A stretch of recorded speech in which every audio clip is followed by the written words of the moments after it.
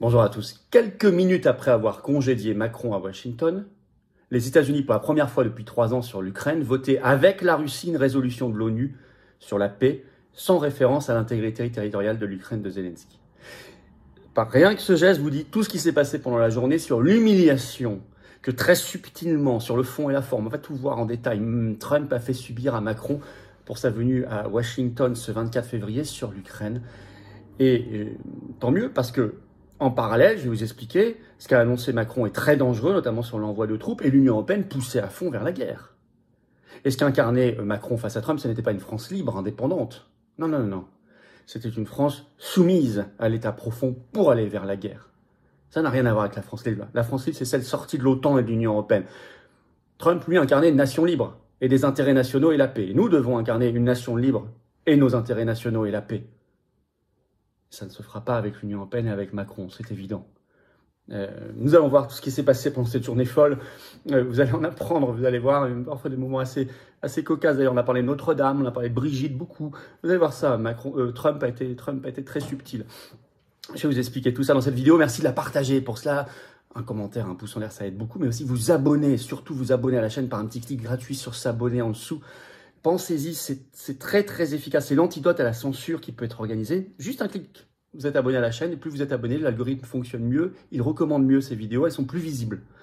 Voilà, c'est très efficace. Profitez-en d'ailleurs, petit conseil, une fois que vous êtes abonné, pour appuyer sur la petite cloche à côté, comme ça vous êtes notifié automatiquement dès que sort une nouvelle vidéo sur la chaîne. Très pratique pour vous aussi. Merci à vous en tout cas pour cet abonnement. On est en direct bien sûr ce vendredi 28 février à 19 h sur cette chaîne, un gros direct, un sacré direct vu tout ce qui se passe en France et dans le monde, puis ça accélère. Et puis je prendrai vos questions en direct, sans tabou. Soyez là, notez-le d'ores et déjà dans vos agendas, bien évidemment. Et il va de soi qu'il reste peut-être quelques places pour s'inscrire pour le dîner parisien où je suis le 4 mars. Il restait quelques places, ouvert à tous, sous la vidéo en description. Peut-être qu'il y en a plus, vérifiez. En tout cas, faites très très vite. Je vous attends, patriotes. Voilà. Vous voulez la France libre, la paix, arrêter ces humiliations, la dignité, un pays indépendant, fier, utile, qui défend ses internationaux, qui défend ses enfants, qui défend la paix. Mais c'est les patriotes, le plus grand mouvement souverainiste et de résistance de France. Cette carte orange d'adhérents ou d'adhérents, elle est à vous, mais il faut venir. Tout nous dit que c'est maintenant que tout bouge. Cette année 2025, pour moi, elle est pleine d'opportunités. Plus que jamais. Et on l'a construit, on est dans l'action permanente. Mais je peux le faire qu'avec vous. Alors venez maintenant aux patriotes et vous rejoignez vraiment une grande famille de cœur, de combat et d'actions concrètes. Rejoignez-nous maintenant, rejoignez-moi maintenant, restez pas seuls. Moi, si je suis seul, je peux rien faire, vous aussi. Ensemble, on fait tout. Et c'est si beau d'agir ensemble pour des causes qui sont nobles comme la liberté, la paix, la souveraineté, la France libre, l'humanité. Alors venez maintenant, vous êtes les bienvenus. Vous pouvez adhérer, réadhérer dès maintenant par le premier lien sous la vidéo en description ou faire un don au mouvement par le deuxième lien sous la vidéo en description. Le don permet aussi de financer nos actions. On n'a pas un centime de financement public, je le rappelle. On est 100% indépendant, anti-oligarchique. Sans vous, adhésion, don, on ne peut strictement rien faire. Et si on ne fait pas nous, ça n'est pas fait à notre place. Tout ça en plus est défiscalisé aux 2 tiers de vos impôts. À chaque fois que vous mettez 1 euro, vous récupérez les 2 tiers en baisse d'impôts, profitez-en. Les liens sont également sur notre site tout le temps, les-patriotes.fr bien sûr. Énorme bienvenue sincère aux nouveaux adhérents patriotes, bravo aux réadhérents et aux donateurs, on y va. Donald Trump et Emmanuel Macron, alors humiliation de l'un par l'autre, hein. Vous avez compris qui a humilié qui. Puis on va voir le fond quand même aussi, hein. Parce qu'en fait, Trump n'a pas changé d'un iota sa position, hein. Et d'ailleurs, j'entendais les commentaires ce 25 février matin sur France Info. Les journalistes commençaient à le comprendre, même s'il y a eu beaucoup de propagande hier soir sur BFM TV notamment pour dire que Macron était formidable. Tout ça est en train de retomber parce que c'était faux. Alors, l'humiliation, en fait, elle avait commencé un petit peu avant Macron.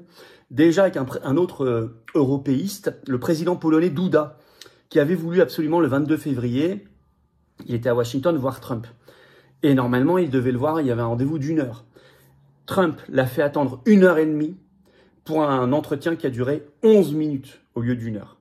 À tel point qu'en Pologne, ils disent « mais il vous a humilié ». Alors, il y a un article de Reactive.com ce 24 février, mais en anglais.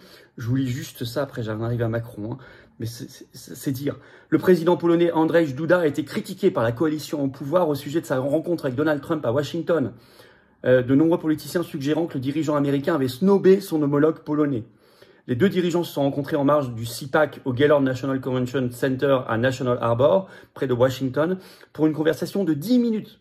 Je suis généreux, j'en ai accordé 11. Sur la présence militaire américaine en Pologne à la fin de la guerre en Ukraine, a déclaré Duda. Alors voilà, ça c'est dire quand même comment traite Trump les mondialistes et les européistes. Alors, Macron, donc lui, il est arrivé le 24 février. Déjà, il y avait une première séquence où il assistait en visio à la réunion du G7 avec Trump. Sauf que Trump ne l'a pas accueilli à la Maison-Blanche. Il l'a fait entrer par l'entrée de service du personnel aile ouest de la Maison-Blanche, sans Donald Trump pour l'accueillir. Vous voyez d'ailleurs, Macron avait l'air un peu surpris. La sortie s'est faite de la même manière.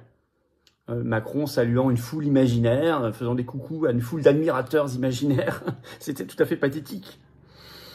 Et pendant que Trump faisait cette réunion en visio G7 avec Macron à la Maison-Blanche, Trump écrivait sur son réseau social Truth Social qu'il avait accueilli Macron pour assister avec lui au G7, etc.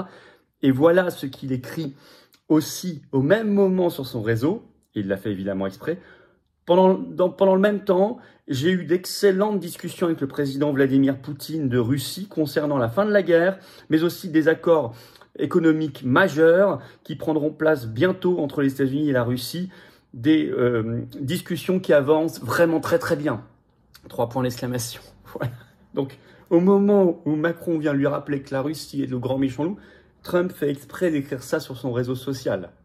On avance vers la paix avec la Russie, on va conclure les accords économiques formidables, on a des discussions merveilleuses, etc.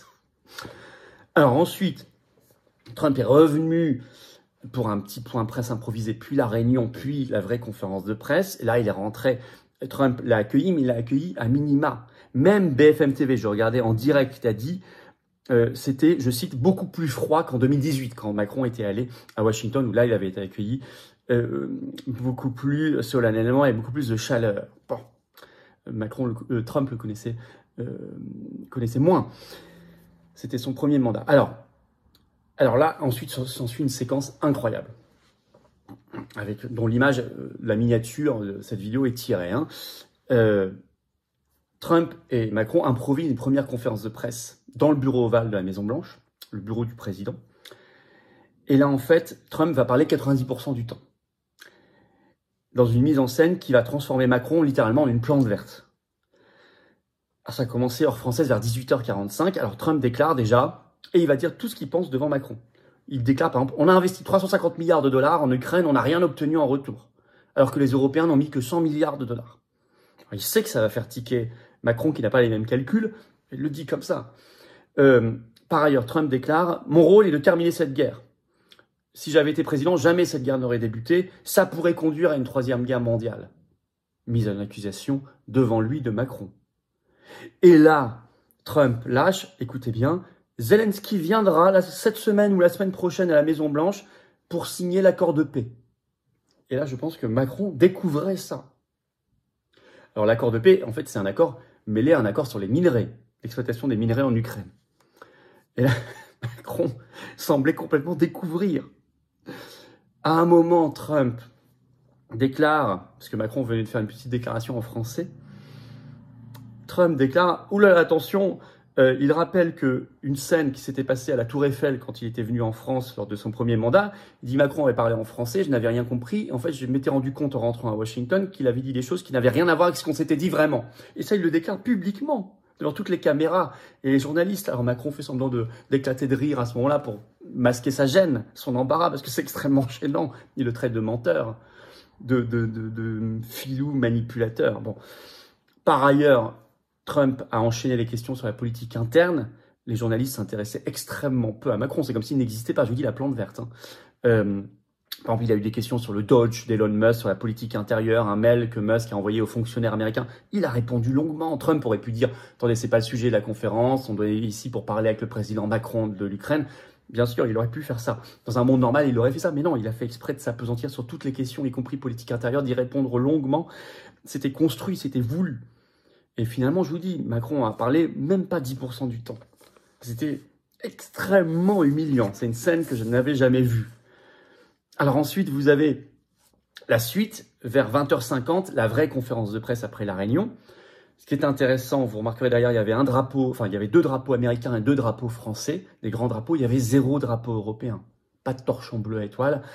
L'Union européenne, ce qui est vraiment encore un signal, l'Union européenne n'est pas reconnue par Donald Trump. On l'avait déjà vu dans une vidéo, c'est extrêmement intéressant. Bon, rien que pour ça, au moins c'était joli, c'était les emblèmes nationaux et pas le truc européiste. Et là, Trump commence par parler de Notre-Dame de Paris. Et il déclare ceci. Il ne fallait pas que ce soit reconstruit différemment, il fallait que ce soit reconstruit comme à l'origine. Il sait très bien. Il dit ça devant Macron, il sait très bien que Macron voulait mettre sa touche contemporaine. D'ailleurs, il n'a pas lâché le morceau encore sur les vitraux, on continue de se battre sur certains vitraux. Mais Trump sait ce qu'il dit. Et d'ailleurs, il déclare, je pense que vous n'avez pas été assez reconnu pour cela, ça viendra peut-être un jour. Et bon, bah là, en réalité, Trump déroule son discours. On fera un accord. Un journaliste lui dit, est-ce que vous qualifiez Poutine de dictateur? Il refuse de le faire. Pas de troupes américaines, on arrête l'argent, on va récupérer l'argent par un accord avec l'Ukraine sur les minerais, les terres rares, etc. Et Macron, lui, bah, on voit qu'il est gêné, il évite les questions qui fâchent. Il n'a pas parlé de l'intégrité territoriale de l'Ukraine, je vais vous dire après ce qu'il a confirmé de dangereux, hein, et le rôle néfaste de l'Union européenne, mais on voit bien qu'en fait, Macron était là pour sortir de là en disant « j'ai obtenu quelque chose », donc quitte à ne parler de rien, en fait. Donc c'est évidemment une fausse victoire, ça ne servait à rien du tout. Et ça se conclut ainsi, vous pouvez revoir la conclusion de cette conférence de presse. Trump se tourne vers Macron devant tous les journalistes en déclarant « Merci Emmanuel, excellent travail », comme un prof à un élève, excellent travail. Et il ajoute, c'est le dernier mot de la conférence de presse, « Et passe le bonjour à ta très jolie femme ». Chacun en conclura ce qu'il veut. Hein. En tout cas, ça a été le dernier mot. Je pense que Trump était une personne très subtile. Ce qui est très intéressant, je veux dire jusqu'où allait l'humiliation. Je vous le disais brièvement en introduction. Quelques minutes plus tard, à l'ONU, les États-Unis votaient pour la première fois depuis 3 ans sur ce conflit ukrainien avec la Russie une résolution sur la paix. Je cite, sans un mot, je cite la presse, sans un mot pour l'intégrité territoriale de l'Ukraine. La France s'est abstenue. Macron n'a même pas eu son propre courage de voter contre. L'AFP a noté d'ailleurs ce 25 février sur cette résolution, c'est une alliance, je cite, inattendue entre les États-Unis et la Russie lors de votes, il y en a eu plusieurs, à l'ONU. Et c'était juste après la rencontre pour montrer à Macron, tu vois, tu n'as servi à rien. Derrière, je fais encore ce que je veux. Mais parce que Macron, quand même, sur le fond, déclare ceci. Nous avons notre rôle à jouer dans le cadre des garanties de sécurité. Ça peut aller jusqu'à l'envoi de troupes. Des troupes, précise-t-il, dès le lendemain de la négociation. Mais attention, il dit, je cite, des déploiements totalement pacifiques. Il ne s'agit pas de troupes de combat. Alors bien sûr, vous mettez des soldats face à la Russie, puissance nucléaire face à puissance nucléaire, mais c'est totalement sans risque, c'est totalement pacifique. Il fera avaler ça à qui? Et il déclare d'ailleurs, il n'y a pas de danger car on a la garantie américaine derrière, mais il ne l'a pas. Ou alors il a voulu entendre de Trump ce qu'il a voulu entendre, mais il ne l'a pas. Les États-Unis, je vous l'avais déjà dit dans une vidéo, ont déjà déclaré que tout ça ne serait pas couvert par l'article 5 de l'OTAN sur l'entraide mutuelle. Mais ça, on en reparlera. Je pense qu'il faudra faire une manifestation historique contre le déploiement de troupes, notamment. On y reviendra. Sachant qu'au même moment, son ministre des Affaires étrangères, Barrot, tweetait ce 24 février ceci, la folie des sanctions et de la guerre, je cite. Je vais vous citer Barrot. 3 ans après l'invasion de l'Ukraine, nous renforçons la pression sur la Russie. Nouvelles sanctions contre 83 personnes et entreprises, 74 navires, 14 banques, 5 ports, 6 aéroports, 8 médias. Nous durcissons également la lutte contre le contournement des sanctions. Donc, la guerre, la logique de haine. Alors Trump d'ailleurs a déclaré à Washington, il pourrait y avoir des troupes européennes, pour moi ça ne pose pas de problème. Bah oui, évidemment, eux ils y vont pas. Ça je vous avais dit qu'il allait dire ça. Bingo, c'est ce qu'il a dit. Évidemment, je te refile la patate chaude, vas-y, bien volontiers. Moi je m'engage pas là-dedans. Alors l'Union européenne elle poussait à la folie en même moment, parce que ce 24 février ils y étaient tous là à Kiev, donc sous la von der Leyen, qui a annoncé d'ailleurs depuis Kiev un nouveau chèque de 3,5 milliards d'euros de l'Union européenne pour l'Ukraine. Donc ça veut dire que la France va payer 700 millions en plus. Ok, ça a été annoncé. Et un tweet en fin de journée, ce 24 février, de la Commission européenne qui met l'Ukraine, une carte de l'Ukraine d'avant 2014.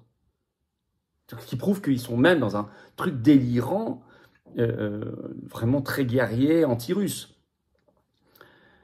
Donc ils veulent vraiment aller jusqu'au bout de leur guerre, quoi. C'est la pression, la folie de l'Union européenne vers la guerre. Donc, voilà. Donc, si vous voulez, le bilan, c'est que Trump, sur le fond, n'a pas bougé d'un iota.